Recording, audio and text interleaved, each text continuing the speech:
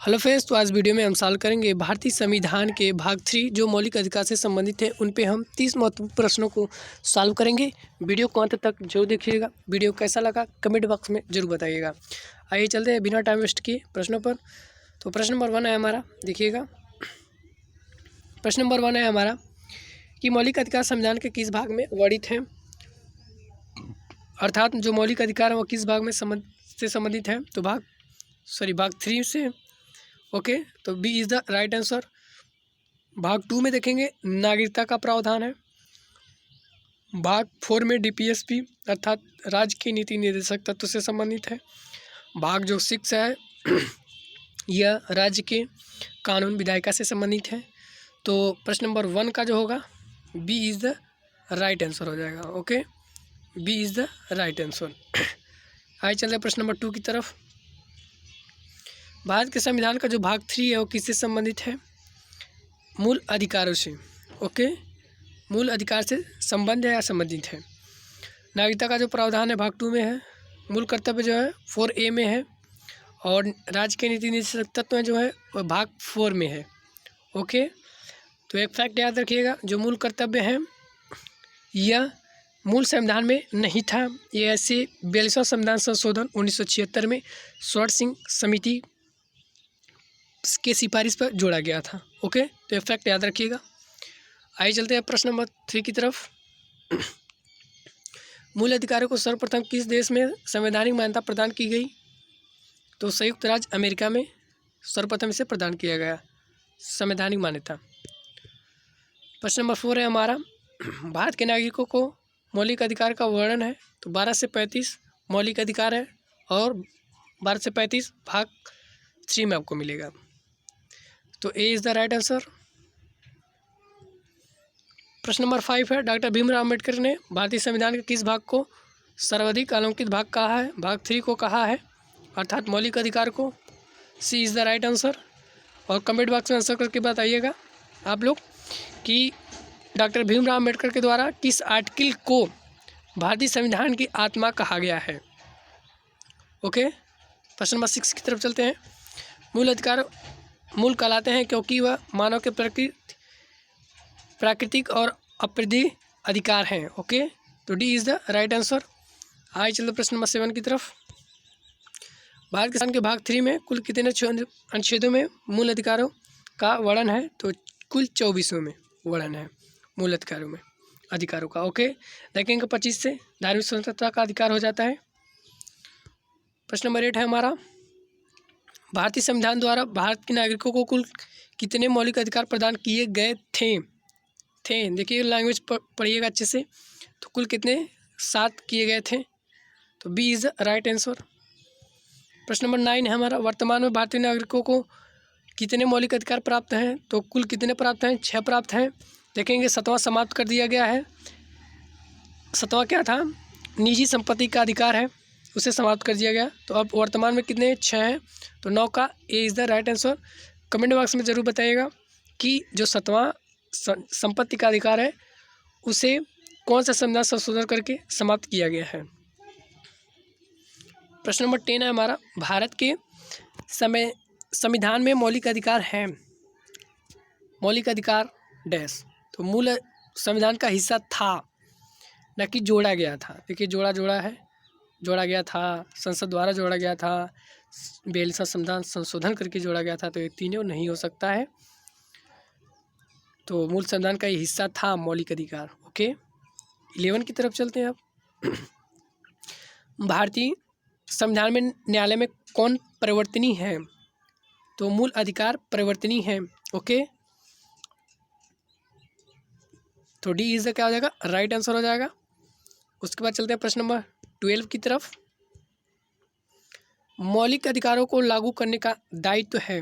Okay, उच्चतम न्यायालय और उच्च न्यायालय दोनों पर। तो उपयुक्त दोनों पर। सी इज़ द राइट आंसर। उसके बाद देखेंगे मौलिक अधिकारों का निलंबन कौन कर सकता है? तो कौन कर सकता है निलंबन? मौलिक अधिकार को निलंबन कौन कर सकता है? केवल राष्ट्रपति। ओके, तो सी इज़ द राइट आंसर। मौलिक अधिकारों के बारे में सुनवाई करने का अधिकार निम्न को प्रदान किया जाता है। ओके, काफ़ी अच्छा प्रश्न है। तो देखेंगे मौलिक अधिकार के बारे में जो सुनवाई करने का अधिकार निम्न को प्रदान किया जाता है सर्वोच्च न्यायालय को। ओके, तो 14 का A is the right answer हो जाएगा। देखेंगे 15 पर प्रश्न नंबर 15 है कि संविधान में उद्घोषित मौलिक अधिकारों में संशोधन किया जा सकता है केवल। देखिए प्रश्न को अच्छे से पढ़िएगा। प्रश्न कहा है संविधान में उद्घोषित मौलिक अधिकार जो है संशोधन किया जा सकता है केवल संसद द्वारा। ओके, तो सी इज द राइट आंसर होगा हमारा। 16 हमारा भारतीय नागरिकों को प्रदान किए गए मूल अधिकारों को। देखिए ये भी अच्छा प्रश्न है। जो भारतीय नागरिकों को प्रदान किए गए मूल अधिकार को निलंबित किया जा सकता है। ठीक, निलंबित किया जा सकता है। देखेंगे जब राष्ट्रीय आपात लगता है, राष्ट्रीय आपात जब लगता है तो आर्टिकल जो 19 है वह स्वतः निलंबित हो जाता है। ओके, तो यहाँ पर B is the right answer. 17 है हमारा प्रश्न नंबर 17 है निम्नलिखित में से कौन से मामले उच्च न्यायालय तथा उच्चतम न्यायालय के अधिकारिता में आते हैं। ठीक, तो देखेंगे मूल अधिकारों का प्रवर्तन। ओके, दोनों में आते हैं, सुप्रीम कोर्ट और हाई कोर्ट। ओके, आर्टिकल 32 के तहत आप आर्टिकल 32 के तहत आप सुप्रीम कोर्ट जा सकते हैं और आर्टिकल 226 के तहत आप हाई कोर्ट जा सकते हैं। ओके, तो आइए प्रश्न नंबर 18 की तरफ चलते हैं। भारतीय संविधान के अंतर्गत मूल अधिकारों को संरक्षक कौन है? कौन है? न्यायपालिका है। सी इज द राइट आंसर। प्रश्न नंबर 19 है हमारा मौलिक अधिकारों के निलंबन का आदेश कौन दे सकता है? ओके, तो केवल निलंबन का आदेश केवल राष्ट्रपति ही दे सकता है। प्रश्न नंबर 20 है हमारा मूल अधिकारों पर आवश्यक प्रतिबंध लगाने का अधिकार किसको है? अगर प्रतिबंध लगाने का अधिकार है तो केवल संसद को है। Okay, B is the right answer हो गया। अब आइए चलते हैं प्रश्न नंबर 21 की तरफ।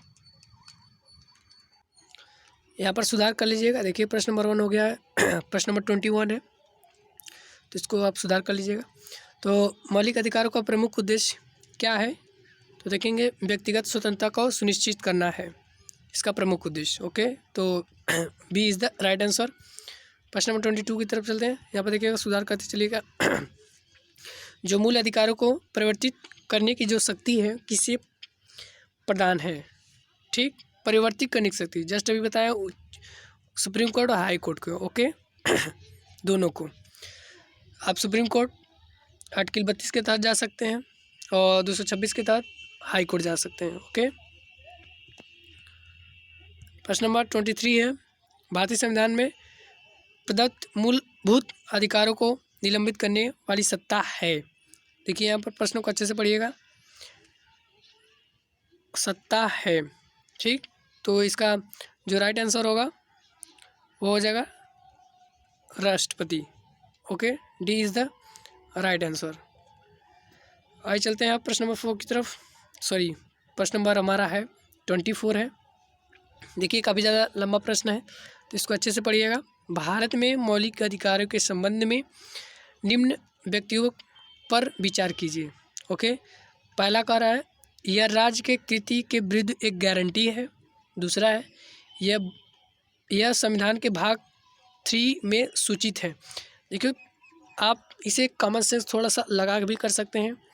देखिए जो कह रहा है यह भाग संविधान के भाग 3 में सूचित है मूल का अधिकार। यहाँ पर देखिए चर्चा किया मूल अधिकार, तो यहाँ पर क्या है भाग 3 में, तो देखेंगे जहाँ पर 2 है तो वहाँ पर क्या हो जाएगा, सही हुआ देखेंगे। लेकिन यहाँ पर चारों में है 2 और उसके बाद देखेंगे और पर ये भी देखेंगे क्या है, सही है।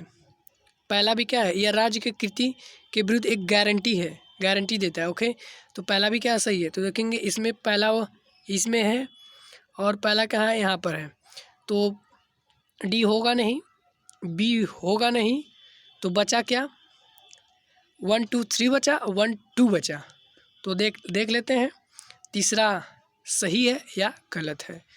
तो ये सामाजिक, आर्थिक और राजनीतिक न्याय को सुनिश्चित करता है। जी नहीं, यह क्या होगा, तीसरा गलत होगा, तीसरा गलत हो जाएगा।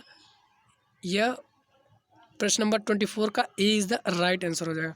यह सामाजिक, आर्थिक और राजनीतिक न्याय को सुनिश्चित नहीं करता है, ये हमारे मौलिक अधिकार को सुनिश्चित करता है। ओके, आइए चलते प्रश्न नंबर 25 की तरफ।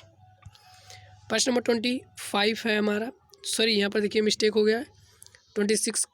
अब आप इसे कलेक्शन करते चलिएगा अपने हिसाब से, जो भी नंबर हो। तो भारतीय संविधान के निम्नलिखित अनुच्छेदों में से कौन विधायन सत्ता पर पूर्ण नियंत्रण लगाता है। ये देखिएगा काफ़ी ज़्यादा अच्छा प्रश्न है। तो भारतीय संविधान के निम्नलिखित अनुच्छेदों में कौन सा विधायन सत्ता पर पूर्ण नियंत्रण लगाता है, तो वो आर्टिकल क्या है, 14 है। तो A is the right answer. आइए चलते हैं प्रश्न नंबर 27 की तरफ। देखिए प्रश्न नंबर 27 है, भारतीय संविधान की प्रस्तावना में प्रयुक्त समाजवाद शब्द को निम्नलिखित में से किस अनुच्छेद या अनुच्छेदों के साथ मिलाकर अगर पढ़ने से सर्वोच्च न्यायालय को समान कार्य करने के लिए समान वेतन का मौलिक अधिकार परिभाषित करने की शक्ति प्रदान प्राप्त हुई है।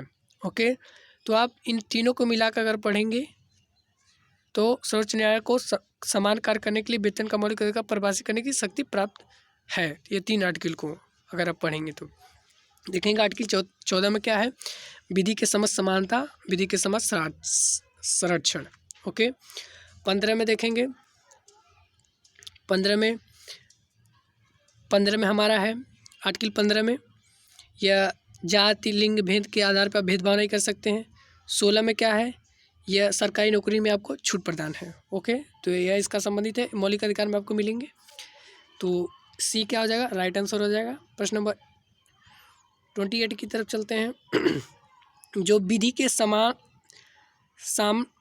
समानता का अधिकार जो है, अधिकार है, विधियों के समान समानता का अधिकार क्या है, नागरिक अधिकार है। ओके, आर्थिक नहीं है, ना सामाजिक है, ना राजनीतिक है। ओके, प्रश्न नंबर 29, भारतीय संविधान की छुआछूत उन्मूलन से संबंधित अनुच्छेद है, वो कौन सा अनुच्छेद है, 17।